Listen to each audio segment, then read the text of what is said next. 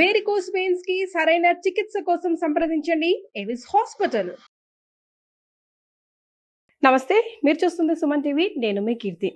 2025 సంవత్సరంలో మహిళలకి, వివిధ రాశుల్లో జన్మించిన మహిళలకి ఎలా ఉండబోతోంది, ఎంత మంచి జరగబోతోంది, ఎంత చెడు జరగబోతోంది, దానికి ఏం పరిహారాలు చేసుకుంటే వచ్చే సంవత్సరం అంతా మనం హాయిగా గడపచ్చు, ఇలాంటి విషయాలు మనకు తెలియజేయడానికి మనతో పాటు ప్రముఖ ఆస్ట్రాలజర్ బ్రహ్మశ్రీ నందిబట్ల శ్రీహరి శర్మ గురుగారు ఉన్నారు. నమస్తే గురుగారు. వాగర్థావివ సంపృక్తౌ వాగర్థ ప్రతిపత్తయే జగతః పితరౌ వందే పార్వతీ పరమేశ్వరౌ.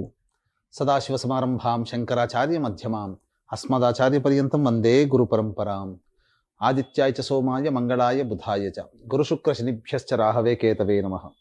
శృంగేరి జగద్గురు పీఠాధిపతులకి, కంచి పీఠాధిపతులకి నమస్కారములు తెలియజేసుకుంటూ కార్యక్రమాన్ని ప్రారంభిద్దాం.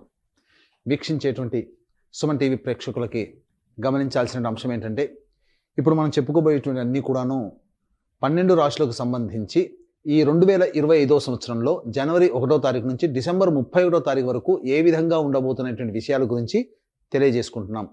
చాలామంది ఆక్షేపణ చేసేటువంటి విషయం ఏంటంటే, రాశుల ఫలితాలు అనేటువంటివి ఉగాది నుంచి మళ్ళీ వచ్చే సంవత్సరం ఉగాది వరకు కదా చెప్పాల్సింది, మరి కొత్త సిస్టమ్ని జనవరి నుంచి డిసెంబర్ వరకు చెప్పడానికి గల కారణం ఏంటి అని అంటున్నారు. అంటే మనకు ఒకటి చెప్పబడి ఉంది, ప్రపంచమంతా కోడై ఒక విషయం మీద ఒకే అభిప్రాయానికి వస్తే అది శాస్త్రము ధర్మబద్ధమై కూర్చుంటుంది. కాబట్టి ప్రపంచమంతా న్యూ ఇయర్గా జనవరి 1వ తారీఖు నుంచి డిసెంబర్ 31వ తారీఖు వరకు గౌరవిస్తుంది, ఆదరిస్తుంది. కాబట్టి మనం కూడా ఆంగ్ల నూతన సంవత్సర ప్రభావంగా జనవరి 1 నుంచి డిసెంబర్ 31వ తారీఖు వరకు ద్వాదశ రాశుల వారికి ఏ విధంగా ఉంటాయి ఫలితాలు అనేటువంటివి మనం తెలియజేసుకుంటున్నాం.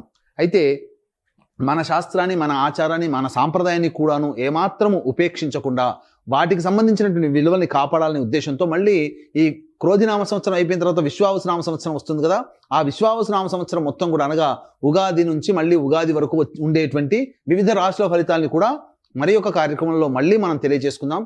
కానీ గ్రహగతులు ఈ జనవరి 1 నుంచి డిసెంబర్ 31వ తారీఖు వరకు ఏ విధంగా ఉంటున్నటువంటి విషయాలు, వివిధ రాశుల వారికి ఎటువంటి ఫలితాలు ఇస్తాయనేటువంటి విషయాలు కేవలం జనవరి 1 నుంచి డిసెంబర్ 31వ తారీఖుని దృష్టిలో పెట్టుకొని మనం చేస్తున్నటువంటి విషయాన్ని వీక్షిస్తున్నటువంటి ప్రేక్షకులు గమనించగల ప్రార్థన.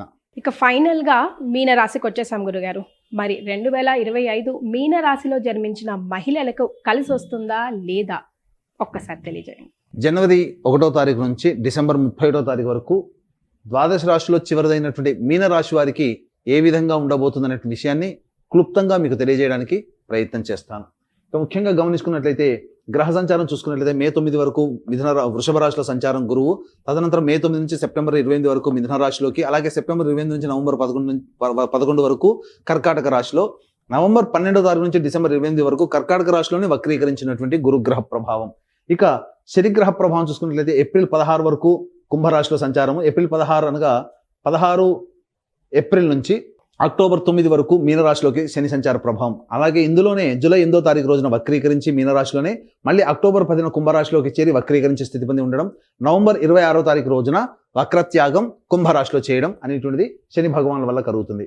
ఇక రాహుకేతులు 15 మే వరకు కూడాను రాహు మీనరాశి, కేతు కన్యారాశిలో ఉండగా 16 మే నుంచి రాహు కుంభరాశిలో, కేతువు సింహరాశిలో సంచారం చేస్తున్నటువంటి ప్రభావం. కావున ఈ యొక్క గ్రహాల యొక్క గమనాన్ని కనుక గమనించుకున్నట్లయితే ప్రధానంగా ఇటు రాహుకేతులు కానీ, గురుగ్రహ ప్రభావం కానీ, అలాగే శని ప్రభావం కానీ అనుకూలంగా లేవు. ఈ కారణం చేత మీనరాశిలో ఉన్నటువంటి వాళ్ళు పలు ఇబ్బందులు, సమస్యలు, కష్టాలు ఎదుర్కొనేటువంటి అవకాశాలు ఎక్కువగా గోచరమవుతున్నాయి. కాబట్టి జాగ్రత్తలు పాటించండి, తొందరపడి నిర్ణయాలు తీసుకోకండి.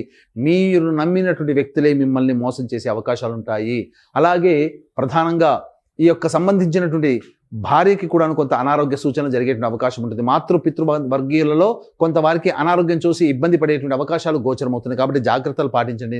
నమ్మిన వారి మోసపోవడం వల్ల ధనపరమైనటువంటి నష్టములు మీనరాశి వారికి 2025 సంవత్సరంలో ఉన్నాయి. కాబట్టి ధనపరమైనటువంటి నిర్ణయాలు తీసుకునేటప్పుడు, అప్పు ఇచ్చేటప్పుడైనా, అప్పు తీసుకునేటప్పుడైనా కానీ జాగ్రత్తలు పాటించండి. ఎందుకనంటే అన్ని విధాలుగా గ్రహాలు అనుకూలంగా లేనప్పుడు మనం చేయవలసినటువంటిది ఎదురొడ్డి పోరాడమే తప్ప మొండిగా ముందుకు సాగడం కాదు.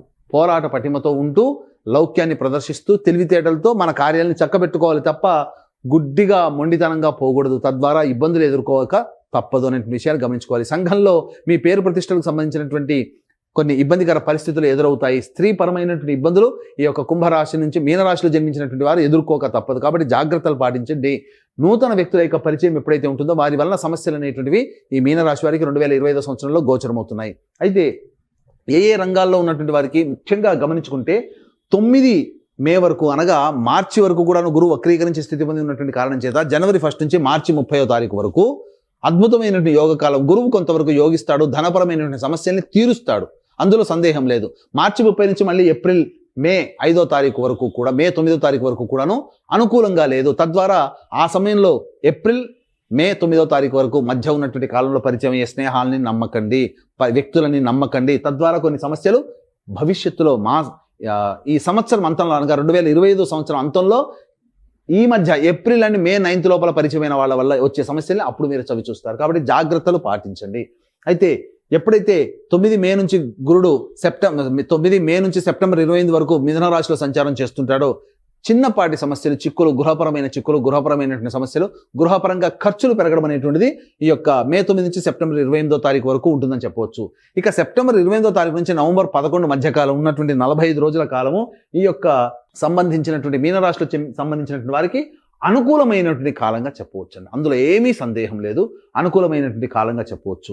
ఎందుకంటే కుంభరాశిలోకి అక్టోబర్ 10న ప్రవేశం చేసి వక్రీకరించినటువంటి శని ప్రభావము లాభరాశి ఫలితాలు అక్టోబర్ 10 నుంచి నవంబర్ 11. అంటే సింపుల్గా చెప్పాలంటే గురువు సెప్టెంబర్ 28 నుంచి నవంబర్ 11 వరకు యోగిస్తే శని భగవానుల వారు అక్టోబర్ 10 నుంచి మీకు యోగించడం అనేటువంటిది జరుగుతుంది. తద్వారా ఏమవుతుంది, గురు శనుల యొక్క ప్రభావము యోగకాలం అనేటువంటిది సెప్టెంబర్ 28వ తారీఖు నుంచి ప్రారంభమవుతుంది. సెప్టెంబర్ 28 వరకు కూడాను కొన్ని కష్టములు ఎదుర్కోక తప్పదు. అనగా సంవత్సరాంతంలో శుభ ఫలితాలు పొందుతారు.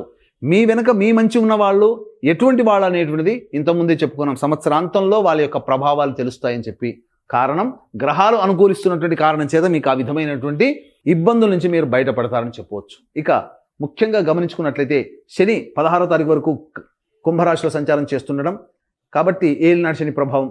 ఇక 16 ఏప్రిల్ నుంచి శని మీనరాశిలోకి సంచారం చేస్తుండడం, 16 ఏప్రిల్ నుంచి అక్టోబర్ 9 వరకు మీనరాశిలోకి, అలాగే ఈ సంబంధించినటువంటి జూలై 8న వక్రీకరించి మళ్ళీ ఏలినాటి శని ప్రభావం, మళ్ళీ అక్టోబర్ 10న కుంభంలో వక్రీకరించి ఉండడం. ఈ కారణం చేత అక్టోబర్ 10 నుంచి ఈ యొక్క నవంబర్ 26వ తారీఖు వరకు మరియు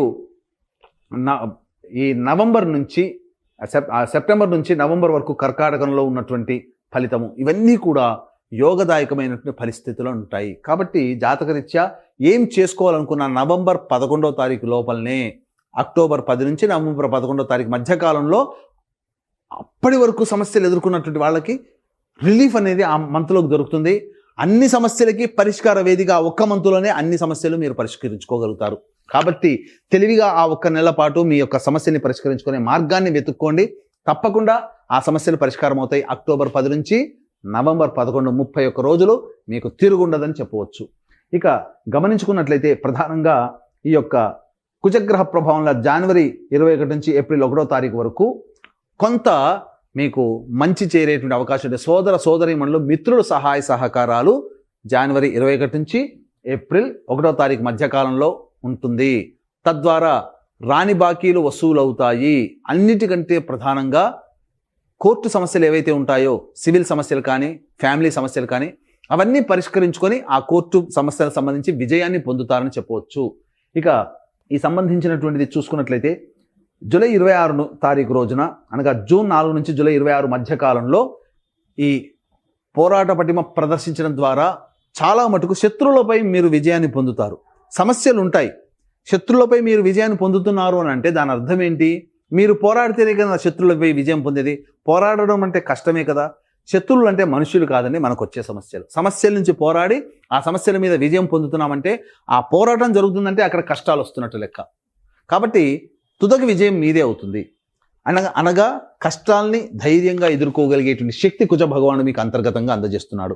ముఖ్యంగా గమనించుకున్నట్లయితే ఈ యొక్క జూలై 26 నుంచి అక్టోబర్ 25 ఉన్నటువంటి మధ్యకాలము జాగ్రత్తలు పాటించండి. జూలై 26 నుంచి సెప్టెంబర్ 11వ తారీఖు వరకు ఉన్నటువంటి కాలంలో వ్యాపార భాగస్వాముల మధ్య, జీవిత భాగస్వాముల మధ్య పొరపచ్చాలు వచ్చే అవకాశం ఉంది. కాబట్టి మౌనాన్ని ఆశ్రయించండి. ఇక సెప్టెంబర్ 11 నుంచి అక్టోబర్ 25 మధ్యకాలంలో మీకు అనారోగ్య సూచనలు చేసేటువంటి అవకాశం ఉంటుంది. ఎన్నాళ్ళ నుంచో ఆపరేషన్ డేట్ కోసం ఎదురు చూస్తున్నటువంటి వాళ్ళకి డేట్ కన్ఫామ్ అనేటువంటిది ఈ సెప్టెంబర్ 11 నుంచి అక్టోబర్ 25 మధ్యకాలంలో కన్ఫామ్ అవుతుంది. వాహనాన్ని నడిపేటప్పుడు ఈ మధ్యకాలంలో జాగ్రత్తలు పాటించండి. సెప్టెంబర్ 11 నుంచి అక్టోబర్ 25 మధ్యకాలంలో. ఇక ఈ యొక్క సంబంధించినటువంటి మీనరాశిలో జన్మించినటువంటి వారికి కేంద్ర రాష్ట్ర ప్రభుత్వ ఉద్యోగస్తులకి సాధారణమైనటువంటి ఫలితాలు ఉంటాయి. గొప్పగా ప్రమోషన్స్ అనేటువంటివి ఉండవు. బదిలీల కోసం చేసే ప్రయత్నాలన్నీ కూడాను కాస్త కష్టతరంగా మారుతాయి. అయితే నిరుద్యోగస్తులకి నిరాశ తప్పదు. కానీ సంవత్సరం అంతా ఉద్యోగం లేకుండా నిరుద్యోగంలోనే ఉంటారా అనంటే కొన్ని సమయాలు జనవరి 11 నుంచి ఫిబ్రవరి 11 వరకు ఉద్యోగం లభించే అవకాశం ఉంటుంది. అలాగే మే 13 నుంచి జూన్ 14 తారీఖు వరకు ఉద్యోగం లభించే అవకాశం ఉంటుంది. అలాగే ఆగస్టు 16 నుంచి సెప్టెంబర్ 16 మధ్యకాలంలో కూడా ఉద్యోగం లభించే అవకాశం ఉంది. కాబట్టి ఈ చెప్పినటువంటి 3 టైం పీరియడ్స్లో ఉద్యోగ మార్పులు కానీ నిరుద్యోగస్తులకి ఉద్యోగం లభించడం కానీ జరుగుతుంది. ప్రైవేట్ రంగంలో పనిచేసేటువంటి ఉద్యోగస్తులు ఎవరైతే ఉంటారో వాళ్ళకి సాధారణమైనటువంటి జీతభత్యములు పెరుగుతాయి తప్ప ఊహించినంతగా పెరగవు. అయితే ఈ యొక్క మీనరాశిలో జన్మించినటువంటి రాజకీయ నాయకులు ఎవరైతే ఉంటారో ప్రజల ఆదరణ కోసం ఎక్కువగా డబ్బులు ఖర్చు చేస్తారు. మీ పక్కన మంచిగా ఉండి మీ వెన్నంటి ఉండి ఉన్న వాళ్ళే మీకు గోతులు తవ్వే అవకాశం ఉంటుంది. కాబట్టి మీ మీద చెడు ప్రచారం అనేటువంటి జరుగుతుంది. అధికారుల వల్ల ఉన్నత స్థాయి వ్యక్తుల వల్ల కూడా మీకు ఇబ్బందులు అనేటువంటివి ఉంటాయి. అంతేకాకుండా మీరు ఏ పార్టీలో అయితే ఉంటారో ఆ పార్టీ పెద్దల యొక్క సహాయ సహకారాలు అంతగా లేకపోవడం వల్ల కష్టించి విజయాన్ని పొందే అవకాశము పోటీ చేసినప్పుడు ఉంటుంది. కాబట్టి అంత కష్టపడి డబ్బును నష్టపోయి అనేటువంటి విషయంలో జాగ్రత్తలు పాటించి నిర్ణయం తీసుకోండి. ఇక ఈ యొక్క మీనరాశిలో జన్మించినటువంటి సినీ కళారంగ ప్రముఖులు, అలాగే సినీ కళారంగంలో ఉన్నటువంటి వారు, 24 ఫ్రేమ్స్లో పనిచేసేటువంటి వాళ్ళు, నాటక రంగంలో ఉన్నటువంటి వాళ్ళు, అలాగే electronic and printing media, social media రంగంలో ఉన్నటువంటి వాళ్ళు, టీవీ సీరియల్స్లో పనిచేసేటువంటి వాళ్ళకి ఆశించిన మేర శుభ ఫలితాలు లభించవు. కాబట్టి కొత్త ప్రకటనలు, కొత్త వ్యాపారాలు అనేటువంటి అనగా కొత్త ప్రాజెక్టులు సైన్ చేసేటప్పుడు ఈ యొక్క కళారంగంలో ఉన్నటువంటి వారు ఆచితూచి స్పందించండి. ఈ రోజు కాకపోతే భవిష్యత్తులో ఇంకో రోజు ఉంటుంది. కానీ నిరర్ధకమైనటువంటి ప్రజాదరణ లేనటువంటి ప్రాజెక్టులో సైన్ చేయడం ద్వారా తద్వారా మీకే భవిష్యత్తు అగమ్య గోచరంగా మారుతుంది. కాబట్టి సైన్ చేసినప్పుడు జాగ్రత్తలు పాటించండి. ఇక ఈ సంబంధించినటువంటి ఈ యొక్క మీనరాశిలో జన్మించినటువంటి విద్యార్థులు రాహు, శని, కేతుల యొక్క ప్రభావం, గురు ప్రభావం కూడా అంతగా లేని కారణం చేత జ్ఞాపక శక్తి కోల్పోవడం, తద్వారా చేస్తున్నటువంటి ఈ యొక్క రాస్తున్నటువంటి పరీక్షలలో కష్టే ఫలినట్టుగా పోటీతత్వాన్ని ముందు పెట్టుకొని మీరు ప్రయత్నం చేయాలి. సాధారణంగా మీకు ఉత్తీర్ణత శాతం కలుగుతుంది. అయితే కోరుకున్నటువంటి విద్యాలయాల్లో ప్రవేశం కోసం ప్రయత్నం చేసేటప్పుడు జాగ్రత్తలు పాటించండి. నిరాశ మిగలకుండా మీరు పోరాట పటిమతో మీరు ముందుకు వెళ్ళే ప్రయత్నం చేయండి. ఇక గమనించుకున్నట్లయితే ఈ యొక్క మీనరాశిలో జన్మించినటువంటి రైతులు ఎవరైతే ఉన్నారో వాళ్ళకి సాధారణమైనటువంటి దిగుబడి ఉంటుంది తప్ప గొప్పగా దిగుబడి ఉండదు. కొత్త పంటలకి ప్రయత్నం చేయకండి. ఈ మీనరాశిలో జన్మించినటువంటి లాయర్లు కానీ, అలాగే రియల్ ఎస్టేట్ రంగంలో ఉన్నటువంటి వాళ్ళు కానీ, మైనింగ్ రంగంలో ఉన్నటువంటి వాళ్ళు కూడా ఎక్కువగా నూతన ప్రాజెక్టులు అనేటువంటివి చేపట్టకండి. మీరు చేపట్టేటువంటి పనులు ఇంతకుముందు ఉన్నవే కొనసాగించుకునే ప్రయత్నం చేయండి తప్ప మీరు కొత్తవి చేపట్టుకోగానే ప్రయత్నం చేయకండి.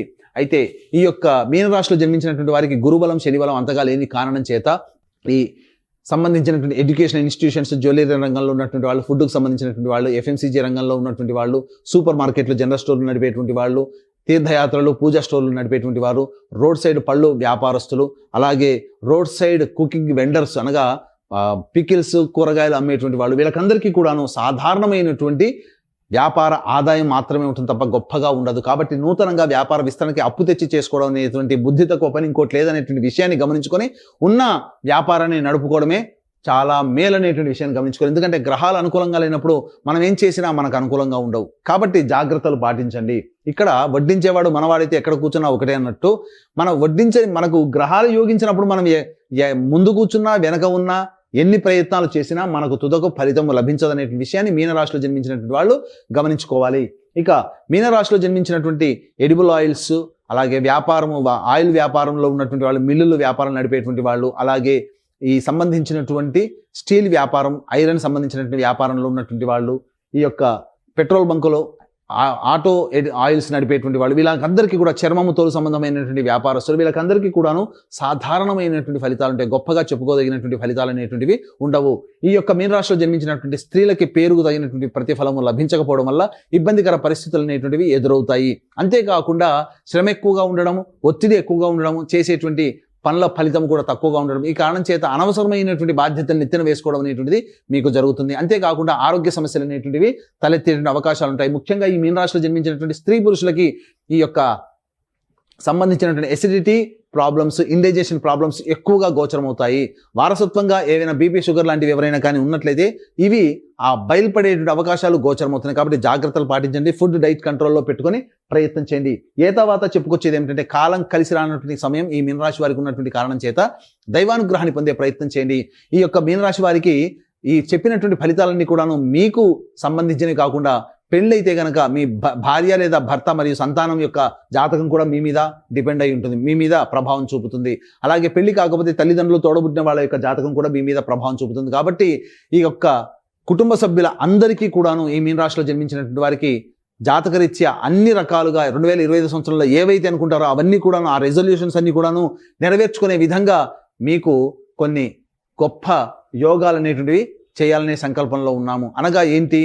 జాతకరీత్యా కలుగు విద్య, వివాహ, ఉద్యోగ, దాంపత్య, సంతాన, అనారోగ్య సమస్యల నివారణకి మరియు ఈ సంవత్సరం అంతా కూడా అన్ని రాశుల వారికి శని ప్రభావం పూర్తిగా ఉంటుంది. కావున కర్మదోషం, గత జన్మ కర్మదోషం తొలగిపోవాలి. కావున గత జన్మ కర్మదోష పరిహారార్థమై సర్వదోష నివారణ పూజలు, హోమాలు అనేటువంటివి ప్రతి నెల ఒక్కొక్క పుణ్యక్షేత్రంలో చేయాలని శ్రీకారం చుట్టాము. జనవరి 13వ తారీఖు రోజున శ్రీకాళహస్తిలో కానీ, శ్రీశైల క్షేత్రంలో కానీ ఈ కార్యక్రమం మొదలవుతుంది. ప్రతి నెల ఒక్కొక్క పుణ్యతిథి రోజున మీ కుటుంబ సభ్యుల అందరి గోత్రనామాలతో ఈ కార్యక్రమం చేయించడం జరుగుతుంది. సామాన్య మానవుడు కూడా పాల్గొనే విధంగా ఈ కార్యక్రమం రూపకల్పన చేయడం జరిగింది. కాబట్టి దీని రిజిస్ట్రేషన్ వివరాలు కార్యక్రమ తదనంతరం కాంటాక్ట్ చేసి పూర్తి వివరాలు తెలుసుకోవచ్చు. అలాగే తండ్రి వైపు 6 తరాలు, భర్త వైపు 6 తరాలు, తల్లి వైపు 3 తరాలు, భార్య వైపు 3 తరాల్లో కుటుంబంలో ఏవైనా దుర్మరణాలున్నా, అలాగే కుటుంబంలోని వ్యక్తులు 60 సంవత్సరాల లోపల ఏ విధంగానైనా చనిపోయినా, లివర్ ప్రాబ్లం, కిడ్నీ ప్రాబ్లం, క్యాన్సర్తో ఎవరైనా చనిపోయినా వాటిని పితృదోషం లేదా పితృశాపం అని అంటారు. ఇట్టి పితృదోష పరిహారార్థమే ప్రతి నెల ఒక తిథి రోజున ఈ యొక్క పితృదోష నివారణ కార్యక్రమాలు కూడా చేయించడం జరుగుతుంది. అవకాశం ఉన్న వాళ్ళు కార్యక్రమ తదనంతరం కాంటాక్ట్ చేసి పూర్తి వివరాలు తెలుసుకోవచ్చు. మరి వీరు ఎలాంటి పరిహారాలు పాటించాలి గురుగారు? ఈ యొక్క మీనరాశిలో జన్మించినటువంటి వారికి ఈ సంవత్సరం అంతా కూడాను ఆనందంగా ఉండాలనేటువంటి సదుద్దేశంతో చేసుకోదగినటువంటి సామాన్యమైనటువంటి పరిహారాలు. ప్రతిరోజు దత్తాష్టకం, కాలభైరవాష్టకం, రుద్ర కవచం రోజుకి 3 సార్లు పఠించండి. వీలు కుదిరినప్పుడల్లా ఈశ్వర ఆలయాన్ని సందర్శించుకునే ప్రయత్నం చేయండి. అర్చనాభిషేకాదులు జరిపించుకోండి. ఇవి జరిపించుకున్నప్పటికీ కూడా మీ యొక్క జీవితం 2025 సంవత్సరంలో విభిన్నంగా ఉంది అని అంటే మీ యొక్క జన్మజాతకంలోనే నడిచేటువంటి గ్రహ దశాంతర దశల యొక్క ప్రభావ ఫలితములు. కావున దగ్గరలోని మంచి ఉపాసనా పరులైనటువంటి జ్యోతిషుని సంప్రదించి వారి సలహాలు సూచనలు కనుక పాటించినట్లయితే మరింత మెరుగైనటువంటి జీవితాన్ని పొందుతారని ఆశిస్తూ సర్వం శ్రీ ఉమామహేశ్వర పరబ్రహ్మార్పణమస్తు. Right, thank you so much గురుగారు. నమస్కారం.